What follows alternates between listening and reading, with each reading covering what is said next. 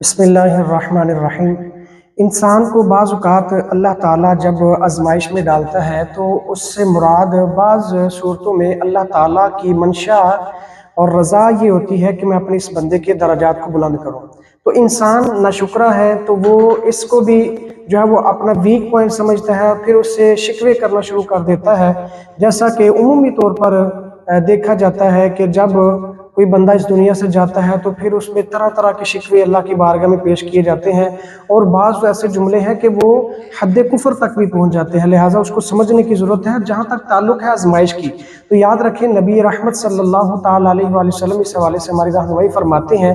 بخاری شریف کے اندر یہ روایت موجود ہے اور حدیث کا نمبر ہے 5645۔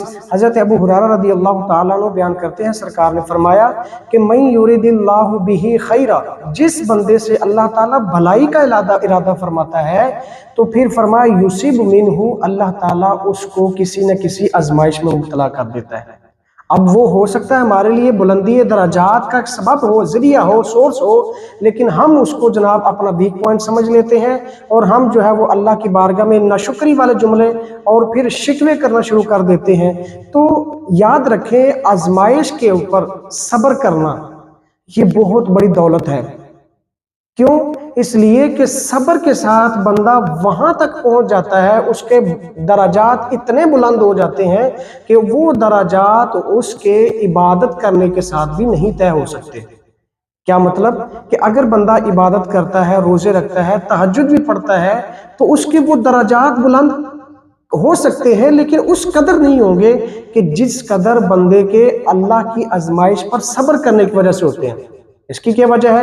اس کی وجہ یہ ہے کہ جب بندہ نوافل پڑھے گا، روزے رکھے گا، صدقات و خیرات کرے گا، تو اس کے درجات جب بلند ہوں گے تو اس میں بندے کی اپنی کوشش ہے، جس قدر وہ کوشش کرے گا، جس قدر اس کا اخلاص ہوگا، اسی قدر اس کو بلندی درجات ملیں گے۔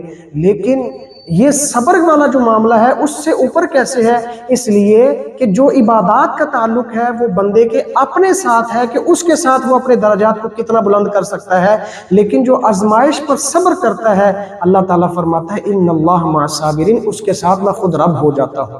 تو جب ایک بندے کے ساتھ رب مل جاتا ہے، رب کی رحمتیں، رب کی جو عنایتیں ہیں اس بندے پر چھم چھم برسنا شروع ہو جاتی ہیں، تو یقیناً اس کے درجات اپنے طور پر جو عبادات کرتے ہیں ان سے بہت زیادہ اوپر چلے جاتے ہیں۔ تو پتہ چلا کہ اللہ تعالیٰ اگر کسی بندے کو آزمائش میں ڈالتا ہے تو وہ اس کے درجات کی بلندی کا ایک سبب اور سورس اور ذریعہ ہوتی ہے۔ تو اللہ تعالیٰ ہم سب کو ہر مصیبت پر صبر کرنے کی توفیق عطا فرمائے۔